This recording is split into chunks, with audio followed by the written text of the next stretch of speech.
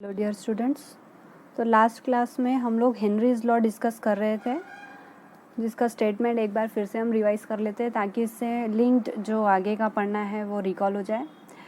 तो Henry's law क्या state कर रहा था कि the solubility of a gas in a liquid is directly proportional to the pressure of the gas over the solution, है ना। एक गैस को अगर हम सोल्यूबल करना चाहते हैं, उसको हमको लिक्विड में कन्वर्ट करना है, तो हमको कुछ प्रेशर अप्लाई करना पड़ेगा। तो वो प्रेशर कितना होगा? तो प्रेशर उतना होगा कि वो इतना इक्वल प्रेशर होगा या प्रोपोर्शनल प्रेशर होगा कि वो गैस जो है वो सोल्यूबल हो जाए। तो इसीलिए हमने क्या बोला, solubility is proportional to pressure, जिसके लिए प्रेशर कांस्टेंट KH हमने निकाला था। It was derived by scientist Henry, तो देयरफॉर हेनरीज लॉ कांस्टेंट हम KH को बोलते हैं। ठीक है, KH को क्या बोलते हैं? Henrys law constant.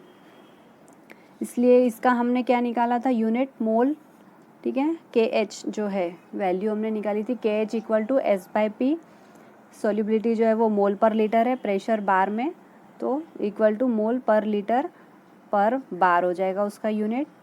और अगर प्रेशर की वैल्यू अगर 1 है, प्रेशर अगर 1 बार का है, तो क्या होगा उस समय? क्या हो जाएगा? Solubility will be equal to Henry's law constant हो जाता है। ठीक है, इसके लिए हमने एक एग्जांपल भी डिस्कस किया था कि जब CO2 को हम सॉफ्ट ड्रिंक्स में फिल करते हैं तो किस तरीके से प्रेशर अप्लाई करके हम उन गैस CO2 गैस को लिक्विड में कन्वर्ट करके सील पैक करते हैं बॉटल को, ताकि उसका pressure become equivalent to solubility, मतलब वो गैस जो है वो सोल्यूबल हो जाए वाटर में। और उसके वजह से क्या होता है? बबल्स क्रिएट होते हैं जब हम ओपन करते हैं तो। ठीक है, तो ये कंसेप्ट हेनरी लॉ ने एक्सप्लेन किया था। इसके बाद इसका जो एक्सेप्शंस है और डेमोन्स्ट्रेशन जो है, दैट पार्ट इज़ डिलीटेड। ठीक है, बट फिर भी ले लिया था हमने पिछले क्लास में, बट नोट डाउन करना है आप लोगों को कि this portion is deleted, demonstration and exceptions to Henry's law is deleted. तो इसलिए हम लोग दूसरा पॉइंट स्टार्ट कर रहे हैं, which is related to Raoult's law. उसमें हमको क्या पढ़ना है? रेयॉल्ट्स लॉ में वेपर प्रेशर पढ़ना है हमको, vapour pressure of solutions of liquids in liquids. ठीक है, जो हमने टाइप देखा था सॉल्यूशंस का, उसमें का कौन सा टाइप पढ़ना है? लिक्विड्स इन लिक्विड्स पढ़ना है। यहाँ पे रेयॉल्ट्स लॉ ने एक्सप्लेन किया है। तो here explanation for Raoult's law is given. ये जो टॉपिक है vapour pressure of solutions of liquids in liquids, किसने दिया? रेयॉल्ट्स ने दिया है, इसलिए उसको हम रेयॉल्ट्स लॉ बोलते हैं। पहले हम उसका स्टेटमेंट देख लेंगे, क्या बोल रहा है statement. The partial vapour pressure of any volatile component of a solution is equal to the vapour pressure of the pure component multiplied by its mole fraction in the solution. ठीक है, तो क्या बोल रहा है? पार्शियल वेपर प्रेशर, जब हम solution बनाते हैं, ठीक है, एक सॉल्वेंट है और एक सॉल्यूट है हमारे पास, तो उसके ऊपर हम कुछ प्रेशर अप्लाई करेंगे। तो अगर दो चीज़ है, एक सॉल्वेंट और एक सॉल्यूट, तो सॉल्यूट का अपना एक प्रेशर होगा, उसको हम पार्शियल प्रेशर बोलेंगे, और जो दूसरा सॉल्यूट होगा, सॉल्वेंट होगा, उसका एक अपना प्रेशर रहेगा, तो उसको हम उसका पार्शियल वेपर प्रेशर बोलेंगे। ठीक है, तो इसको, ये स्टेटमेंट को हम सपोज फॉर एग्जांपल लेके समझने की कोशिश करेंगे। क्या बोल रहा है ये स्टेटमेंट डिटेल में, कि suppose if we are taking A1 and A2 as a binary solution. ठीक है, बाइनरी सॉल्यूशन है मतलब कितने कंपोनेंट है? 2 कंपोनेंट है। ठीक है, तो दोनों दो कंपोनेंट है, तो दोनों का अपना अपना एक पार्शियल वेपर प्रेशर होगा, है ना। तो हम उसको किससे डिनोट कर रहे हैं? P1 और P2 से, which is partial vapour pressure of the 2 components A1 and A2। उसका खुद का अपना मोल फ्रैक्शन होगा, है ना। सब दोनों कंपोनेंट का अपना मोल फ्रैक्शन होगा, जिसको हम किससे डिनोट कर रहे हैं? X1 और X2 से। तो mole fractions in solution is X1 and X2, 2 binary component है A1 और A2 का। तो लॉ क्या बोल रहा है? देखो, रेयॉल्ट्स लॉ क्या बोल रहा है कि पार्शियल वेपर प्रेशर P1 जो है, partial vapour pressure is equal two of a volatile solute. ठीक है, X1 इंटू P1 0। ठीक है, X1 तो पता है मोल फ्रैक्शंस ऑफ एक जो कंपोनेंट है P1, उसका मोल फ्रैक्शन, और P1 0 क्या रहेगा? P1 0 नहीं बोलेंगे, P0 0 बोलेंगे, P0 1 बोलेंगे। This is your pure component. ठीक है, हम प्योर कंपोनेंट जो डालेंगे एक सॉल्वेंट में उसका जो वेपर प्रेशर रहेगा, ठीक है। पी, ये जो नॉट साइन है वो क्या डिनोट कर रहा है, प्योर कंपोनेंट, ओके।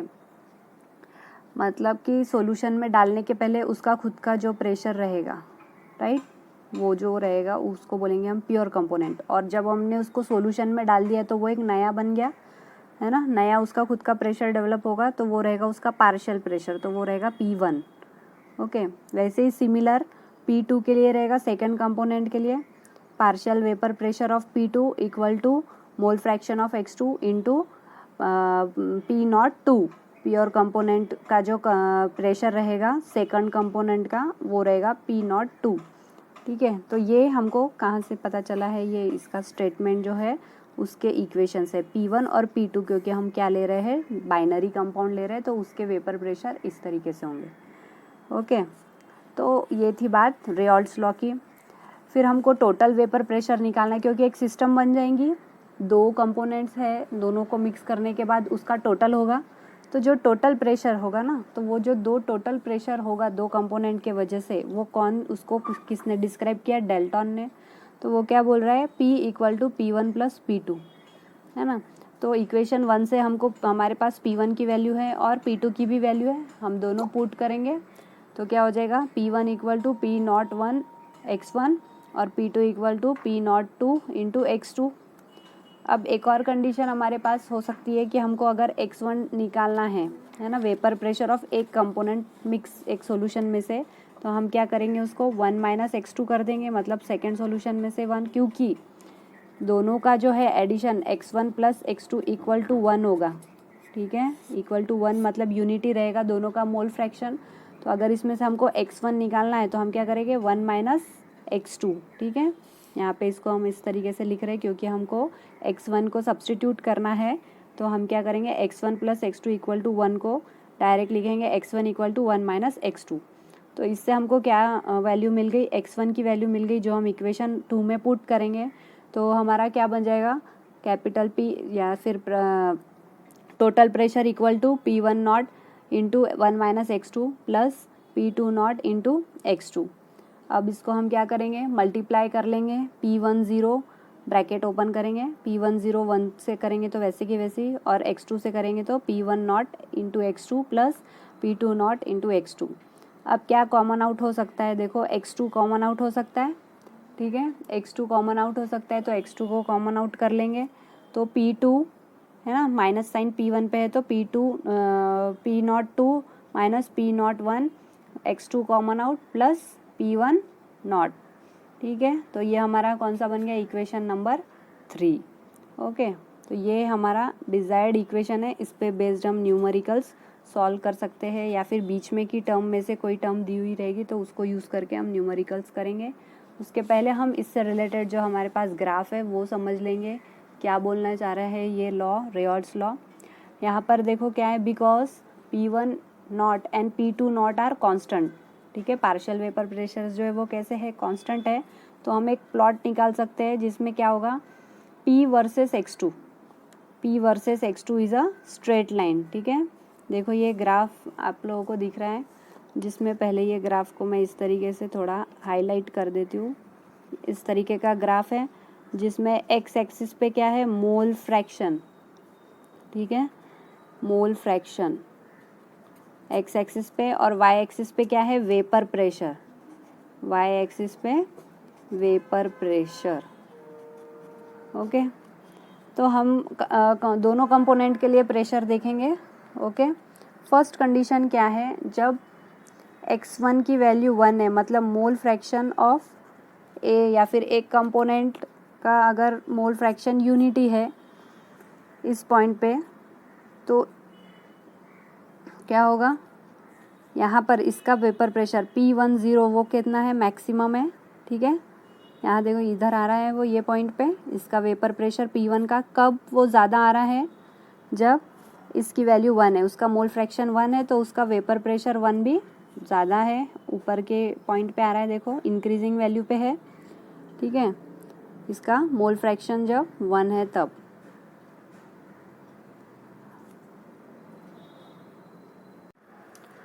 तो उस समय P1 P जो है pressure will be equal to partial pressure of one component, first component मतलब पी नॉट 1 हो जाएगा। कैसे?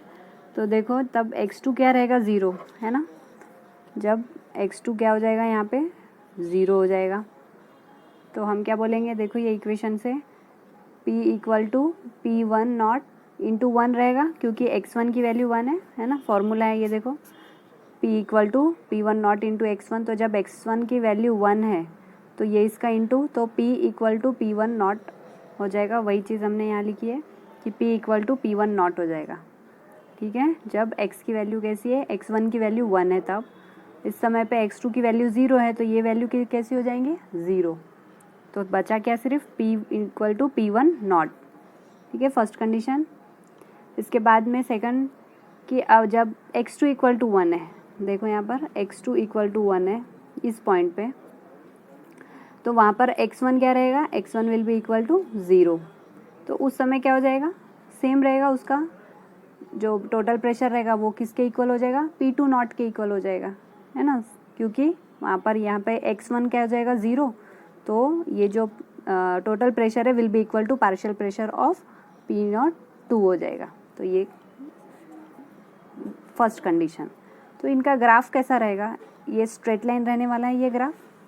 ठीक है, क्रॉस करेगा यहाँ पे ये x का जो है x1 वैल्यू का मोल फ्रैक्शन का ग्राफ और ये x2 मोल फ्रैक्शन का ग्राफ, इस तरीके से ये एक दूसरे को क्रॉस करेंगे। ठीक है, दिस इज़ फॉर x1 जब मोल फ्रैक्शन 1 है और ये जब मोल फ्रैक्शन x2 1 है, उस टाइम के लिए ये ग्राफ है। अब इनका जो टोटल है, टोटल मतलब P आइडियल बोलेंगे हम, है ना, जो डेल्टॉन्स लॉ क्या बोल रहा है, इन दोनों का टोटल है प्रेशर, तो P ideal equal to P1 plus P2, तो उनकी लाइन कैसी रहनी चाहिए, ऐसी स्ट्रेट लाइन रहनी चाहिए। ठीक है, तो निकाला है कि this is for ideal solution, क्या होता है आइडियल सॉल्यूशन के लिए ग्राफ कैसा है, इस तरीके का ग्राफ है, this is for ideal solution. और ये जो डॉटेड है दिस इज़ फॉर P2, ठीक है, और दिस इज़ फॉर P1। ये जब हमने सॉल्वेंट में सोल्यूट को मिक्स किया है, बाइनरी कंपाउंड है हमारा, तो P1 के लिए ये लाइन और P2 के लिए ये लाइन। ठीक है, इस तरीके से हम इसको 1 2 और ये 3 for ideal solution. Ideal solution ऐसा होना चाहिए था, लेकिन ये सॉल्यूशन कैसा है, वोलेटाइल है, तो उनका प्रेशर कुछ डिक्रीज हो जाता है, तो इसीलिए ये जो दो लाइंस जो आ रही है वो उसके नीचे है वोलेटाइल होने की वजह से। ठीक है, इसके बाद में और कंडीशन है कि फॉर P, अगर हमने सिर्फ ग्राफ किसका देखा, P1 वर्सेस x1, ठीक है, P1 वर्सेस x1 का ग्राफ भी कैसा आने वाला है, स्ट्रेट लाइन आने वाला है, तो उस समय क्या होगा, P1 इक्वल टू 0 हो जाएगा eight x1 equal to 0। P1 versus अगर x1 लेंगे तो क्या होगा, x1 की वैल्यू अगर 0 है तो हमारे पास ये जो फॉर्मूला है, अगेन इसी में ये वैल्यूज़ डालेंगे, या फिर से लिख देती हूँ, P1 equal to P0 1 into x1, ये हमारा फॉर्मूला था। इसमें अगर x1 की वैल्यू 0 पुट करते हैं हम, तो P1 की वैल्यू भी क्या आ जाएंगी 0, है ना, और P1 equal to P1 not हो जाएगा कब, जब x1 की वैल्यू क्या रहेगी 1, है ना, जब इस x1 की वैल्यू अगर 1 रही तो फिर P1 equal to P1 not हो जाएगा, है ना, उस समय के लिए ये ग्राफ कैसा है, स्ट्रेट लाइन का ग्राफ है। फिर जब P2 के लिए देख रहे हैं, इसके लिए फॉर P2 वर्सेस x2, तो फर्स्ट कंडीशन अगर x2 0 है तो again same formula, P2 equal to P2 nought into x2, तो फर्स्ट कंडीशन x2 अगर यहाँ 0 दिख रहे हैं तो P2 की वैल्यू भी कितनी हो जाएंगी 0, है ना, क्योंकि इसका ये x2 into P2 not 0 equal to 0, तो P2 की वैल्यू 0, और अगर x2 की वैल्यू 1 है तो क्या हो जाएगा, P2 equal to P not 2 हो जाएगा, है ना, अगर इसकी वैल्यू हमने 1 डाली तो P2 equal to P2 not 0 हो जाएंगे। तो ये पूरा ग्राफ इन तीनों कंडीशंस पे बेस्ड है। फर्स्ट ऑफ ऑल आप लोगों को ध्यान रखना है कि ये P आइडियल कैसा रहने वाला है, ये इंक्रीजिंग ऑर्डर में रहेगा, उनका जो टोटल वेपर प्रेशर है वो ज़्यादा रहने वाला है, उससे कम P2 का और P1 का, और उससे कम P2 का। ठीक है, ये जो डेविएशन है ये किस वजह से हो रहा है, क्योंकि ये नॉन वोलेटाइल सॉल्यूशन है। ठीक है, एक का मैक्सिमम रहेगा, मतलब एक का मैक्सिमम है और एक का थोड़ा सा लेस है उसके कंपेयर में, P1 नॉट और P2 नॉट का। ठीक है। प्योर कंपोनेंट का अपना अपना एक वेपर प्रेशर है, तो इस तरीके का होता है करके हमको एक्सप्लेन करना है। इसके बाद में एक छोटा सा टॉपिक है composition of vapour pressure, vapour phase. वो कैसे डिटरमाइन करेंगे, डेल्टॉन्स लॉ से, Dalton's law of partial pressure. अभी हमने देखा कि P इक्वल टू क्या है, total pressure equal to P1 nought into x1 plus P2 nought into x2, ये बोल रहा है। Dalton's law total vapour pressure निकालता है। और हम इसको ऐसा भी लिख सकते हैं P equal to P1 plus P2, है ना, क्योंकि P1 और P2 की वैल्यू क्या है, P1 नॉट इंटू x1 और P2 नॉट इंटू x2। यहाँ पे y के टर्म में दिया था टेक्स्ट बुक में, इसलिए y लिख सकते हैं x1 और y1 के जगह पे। तो it can be determined, composition हमको डिटरमाइन करना है तो by y1 and y2 as the mole fractions of two components in the vapour, then P1 equal to y1P and P2 equal to y2P। और जो टोटल रहेगा pressure वो क्या रहेगा, टोटल वेपर प्रेशर। ठीक है, P1 और P2 क्या है यहाँ पे, partial vapour pressures of two component. Okay, P1 और P2 क्या है, ये जो P1 और P2 पार्शियल प्रेशर्स, ये मैंने y से x से लिखा है, y से भी लिख सकते हैं, यहाँ y ले रहे हैं तो इसको y कर देती हूँ, P1 into y1, P2 into y2, ताकि कंफ्यूज ना हो।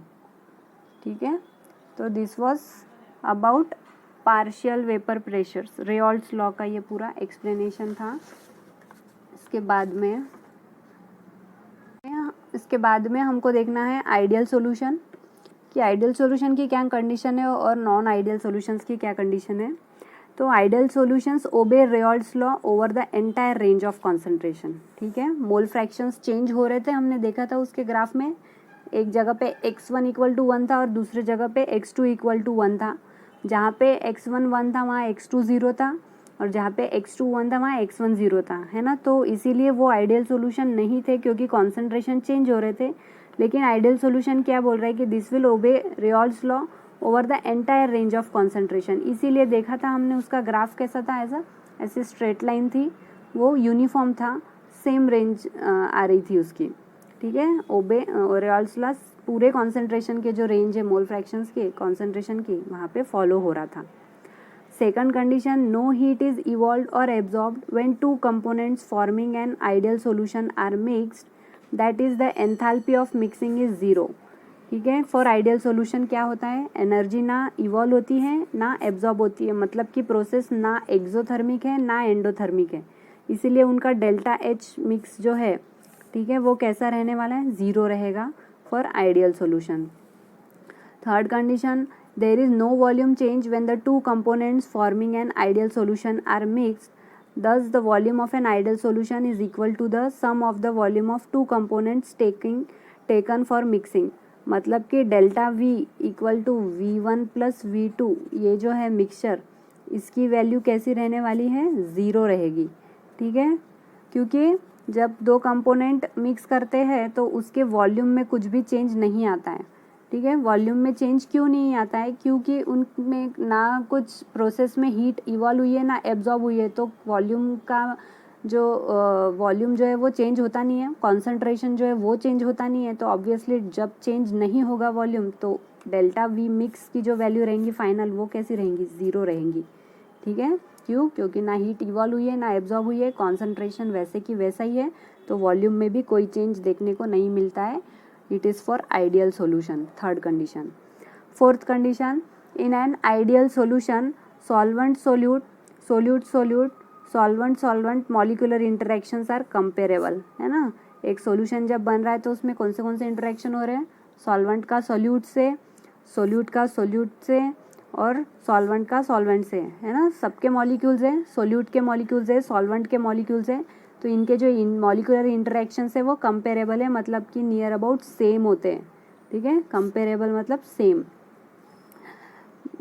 Fifth condition, the vapour pressure of ideal solution always lies between the vapour pressure of pure components as shown in the graph, है ना। ग्राफ में हमने देखा था इस तरीके का आ रहा था, उसमें इस तरीके की लाइन, तो इस जो प्योर कंपोनेंट था P1 0 और P2 0, इसके ऐसा स्ट्रेट लाइन जाना चाहिए था, लेकिन हल्का सा हमने टिल्ट देखा था ग्राफ में, है ना, स्लांट था हल्का सा, तो इसीलिए बोल रहे हैं कि the vapour pressure of ideal solution always lies between the vapour pressure of pure components. ये जो प्योर कंपोनेंट था P1 और P2 नॉट, इनके बीच में आ रहा है करके, ठीक है, वेपर प्रेशर आइडियल सॉल्यूशन का।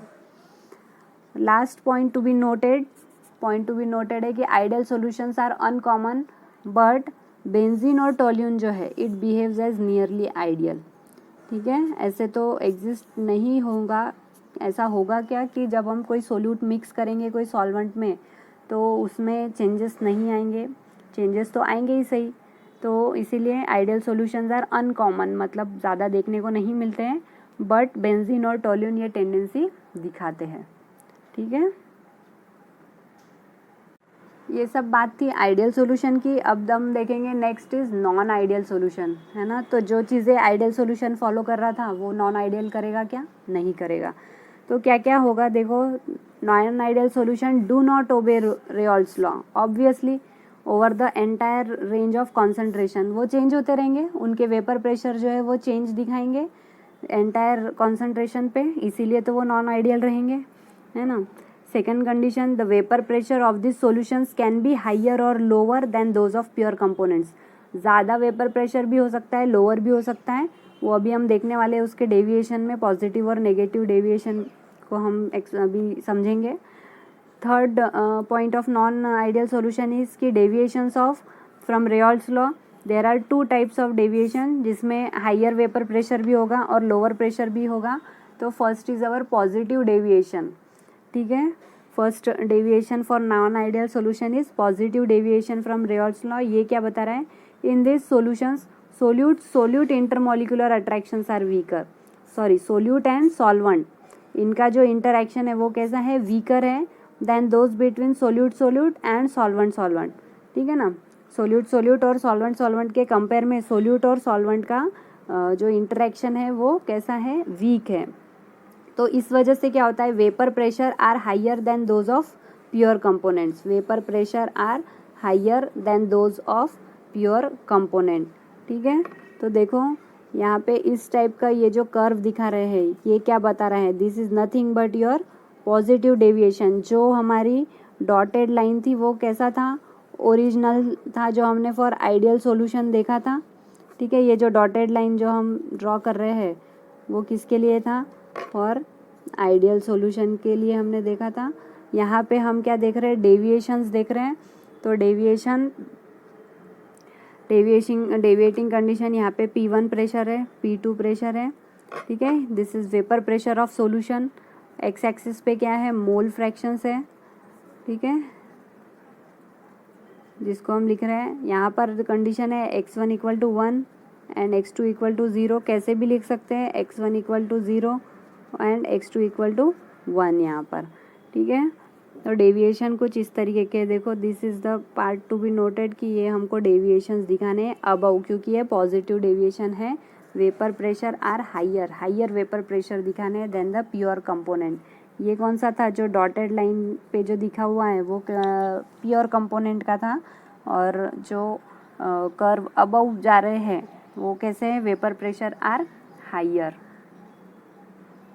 और एक और बात हमको ध्यान में रखना है कि ये जो पॉजिटिव डेविएशन हो रहे हैं वो किस वजह से हो रहे हैं। ठीक है, पॉजिटिव डेविएशन जो हो रहे हैं, ठीक है, वेपर प्रेशर की वैल्यू क्या आ रही है, बढ़ रही है। क्यों? क्योंकि इसमें जब इंटरेक्शंस हो रहे हैं तो कौन से दो सॉल्यूट और सॉल्वेंट के बीच में हो रहे हैं, पोलर और नॉन पोलर। ठीक है, जब पोलर और नॉन पोलर सॉल्यूट और सॉल्वेंट के बीच में इंटरेक्शन होता है तो उस समय they absorb energy, endothermic process होती है। ठीक है, एनर्जी एब्जॉर्ब करेंगे वो, तो उस वजह से उनका वेपर प्रेशर क्या हो जाता है, हाई हो जाता है। ठीक है, तो इस वजह से वो लोग क्या दिखाते हैं, this positive deviation is seen, क्योंकि उनका वेपर प्रेशर हाई हो जाता है। इंटरैक्शन की बात है सब कुछ, कि इंटरैक्शन किस तरीके का हो रहा है। यहाँ पे पोलर का नॉन पोलर के साथ हो रहा है, देखो this is polar acetone, this is non polar, polar non polar. तो इसके वजह से इनकी खुद की एनर्जी बढ़ जाती है। एनर्जी बढ़ना मतलब इसमें वेपर प्रेशर्स भी बढ़ जाते हैं, उस वजह से मोर हीट एब्जॉर्ब करते हैं वो लोग, और प्रोसेस कैसी हो जाती है, एंडोथर्मिक प्रोसेस हो जाती है। तो you need to remember this condition actually. इसके बाद में अगर सेकंड डेविएशन है नॉन आइडियल सॉल्यूशन का, कि नेगेटिव डेविएशंस दिखाते हैं वो, ठीक है। तो नेगेटिव डेविएशन क्यों दिखा रहे हैं, क्योंकि interaction between the, again it is a interaction between solute and solvent molecules are stronger comparatively, ठीक है। vapor pressure are lower than that of pure component के कंपेयर में इनका भी वेपर प्रेशर लो हो जाता है। क्यों लो हो जाता है, देखो, क्योंकि ये जो इंटरैक्शन है वो दो कौन से मॉलिक्यूल्स के बीच में है, दो पोलर मॉलिक्यूल्स के बीच में होता है, टू पोलर मॉलिक्यूल्स। जब पोलर मॉलिक्यूल एक दूसरे से इंटरेक्ट करेंगे तो सोचो चार्ज रहेंगे, दोनों आयोनिक फॉर्म में रहेंगे, तो इंटरेक्शन कैसा रहेगा, स्ट्रॉन्ग रहेगा। तो स्ट्रॉन्ग रहेगा, है ना। तो यही बोल रहा है कि द इंटरेक्शन इज स्ट्रॉन्ग, क्योंकि वो दोनों पोलर मॉलिक्यूल्स रहने वाले हैं या फिर पोलर कंपाउंड्स रहेंगे, सोल्यूट और सॉल्वेंट दोनों। तो उन दोनों के बीच में क्या होने वाला है, स्ट्रॉन्ग हाइड्रोजन बॉन्ड फॉर्म होने वाला है। तो जब स्ट्रॉन्ग हाइड्रोजन बॉन्ड फॉर्म होगा तो वो बहुत सारी हीट रिलीज करेंगे, तो उस समय प्रोसेस कैसी हो जाएंगी, एक्सोथर्मिक प्रोसेस हो जाएंगी, ठीक है। दो पोलर मॉलिक्यूल्स के बीच में जब इंटरेक्शंस होता है तो hydrogen bond strong hydrogen bonding वो फॉर्म करेंगे, वो लोग स्टेबल फॉर्म में जाएंगे, और स्टेबल फॉर्म में जाने के लिए वो लोग क्या करेंगे, बहुत सारी हीट रिलीज करेंगे। तो प्रोसेस कैसी बोलेंगे, हम उसको एक्सोथर्मिक प्रोसेस बोलेंगे। तो डेविएशन देखो हम कैसे दिखाने वाले हैं डेविएशन। एक तो ये डॉटेड लाइन से जो ओरिजिनल प्योर कंपोनेंट का जो था वो मैं दिखा रही हूँ यहाँ पे, प्योर कंपोनेंट जो था डॉटेड लाइन से P1 और P2 का वेपर प्रेशर, और फिर बाद में ये जो डेविएशन है देखो नीचे की साइड में जा रहा है, उनका वेपर प्रेशर कैसा हो रहा है, लोअर हो रहा है, इसीलिए हमको डेविएशन इस तरीके के नीचे की साइड में दिखाना है, ठीक है। This is for P1 and this is for P2। यहाँ पे मोल फ्रैक्शन, यहाँ पे वेपर प्रेशर y एक्सिस पे, यहाँ पे x1 equal to 1, x2 equal to 0, यहाँ पे x1 equal to 1 and x2 equal to 0, sorry उल्टा हो गया, x2 इक्वल टू 1 होगा और x1 इक्वल टू 0, ठीक है। तो इस तरीके के ये दो डेविएशन है, ideal non ideal is subdivided into positive and negative deviation. तो ये कंसेप्ट अच्छे से समझना है कि आइडियल सॉल्यूशन क्या करेगा, रेयॉल्स लॉ को ओबे करेगा, सारे कॉन्सेंट्रेशन पे उनका जो वेपर प्रेशर रहेगा वो सेम रहेगा, और क्या रहेगा, आइडियल सॉल्यूशन में डेल्टा H जो है एंथैल्पी कुछ चेंज ही नहीं होने वाला है, तो इसका मतलब उनका मिक्सिंग का वैल्यू कितना रहेगा, 0 रहेगा, ठीक है। उनका वॉल्यूम भी कुछ चेंज नहीं होगा तो उसकी वैल्यू भी कैसी रहेगी, 0 रहेगी। इनका जो इंटरेक्शन है सॉल्वेंट सोल्यूट का, सोल्यूट का और सॉल्वेंट का, वो कैसा रहेगा, नियरली सेम रहेगा। इसकी जो वैल्यूज़ रहेंगी आइडियल सॉल्यूशन की वो प्योर कंपोनेंट्स के बीच की रहेंगी, and example is benzene and toluene. For non ideal solution Raoult's law obey नहीं करेंगे, वेपर प्रेशर की वैल्यू ज़्यादा भी रह सकती, कम भी रह सकती, इंटरेक्शन पे डिपेंड करेगा। पॉजिटिव डेविएशन कब दिखाएगा, जब पोलर और नॉन पोलर इंटरेक्शन होंगे, उस समय वो हीट एब्जॉर्ब करेंगे और डेविएशन कैसा, प्रेशर कैसा बढ़ जाएगा, इसीलिए पॉजिटिव डेविएशन बता रहे। देखो हम इंक्रीजिंग डेविएशन ये है प्रेशर्स, तो लेकिन इंटरमॉलिक्यूलर इंटरेक्शन कैसे रहेगा, वीक रहेगा, क्योंकि पोलर और नॉन पोलर है, अलग अलग है दोनों, इसके वजह से वेपर प्रेशर ज़्यादा हो जाएगा। एग्जाम्पल इथेनॉल एसीटोन और कार्बन डाइसल्फाइड और एसीटोन। इसका नेगेटिव डेविएशन में क्या होने वाला है कि सोल्यूट और सॉल्वेंट का इंटरेक्शन बहुत स्ट्रॉन्ग रहेगा, इसके वजह से वो स्ट्रॉन्ग हाइड्रोजन बॉन्ड फॉर्म करेंगे। बॉन्ड फॉर्म करते समय वो लोग हीट रिलीज करेंगे तो एक्सोथर्मिक प्रोसेस हो जाएंगी, और किन के बीच में रहेगा ये interaction, between the two polar molecules. For example phenol aniline और क्लोरोफॉर्म और एसीटोन इसके एग्जाम्पल है, ठीक है। इसके बाद में हम लोग नेक्स्ट टॉपिक कंटिन्यू करेंगे।